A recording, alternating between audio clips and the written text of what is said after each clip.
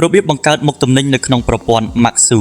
អ្នកអាចធ្វើការបង្កើត product ឬមុខទំនិញបានច្រើនរបៀបទី1អ្នកអាចចុចលើមុខងារ inventory បន្ទាប់មកចុចលើ product រួចចុចលើ product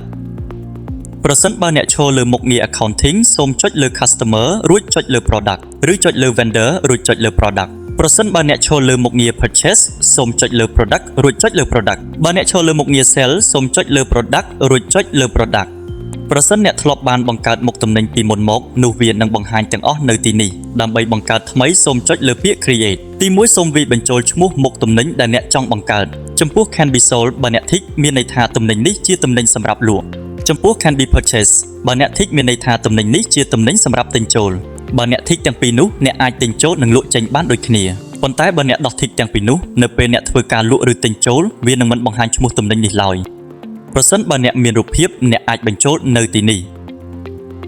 ជំហានបន្ទាប់សូមមើលមកផ្នែក General Information ត្រង់នេះសូមកំណត់ប្រភេទទំនិញចំពោះ Consumable ជាប្រភេទទំនិញដែលច្រើនតែប្រើប្រាស់អស់លឿននិងត្រូវការទិញចូលជាញឹកញាប់ឧទាហរណ៍ដូចជាអាហារភេសជ្ជៈឬសម្ភារៈការិយាល័យផ្សេងៗនិយាយឲ្យចំគឺទំនិញដែលទិញចូលសម្រាប់ប្រើប្រាស់នៅក្នុង internal ក្រុមហ៊ុនតែប៉ុណ្ណោះចំពោះ Service គឺជាទំនិញប្រភេទសេវាកម្មឧទាហរណ៍ដូចជាផ្ទះជួលការដំឡើងថែទាំនិងជួសជុលគម្រោងផ្សេងៗចំពោះ Storable Product ជាប្រភេទទំនិញ Control Stock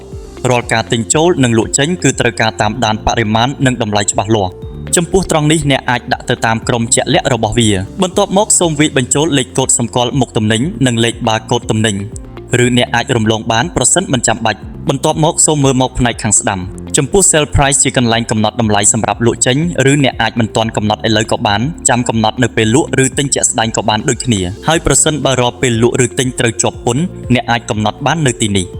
ជំហានបន្ទាប់សូមកំណត់ថ្លៃដើមទំនិញរួចចុច apply បន្ទាប់មកសូមកំណត់ຂະຫນាតសម្រាប់លក់និងຂະຫນាតនៅពេលទិញចូល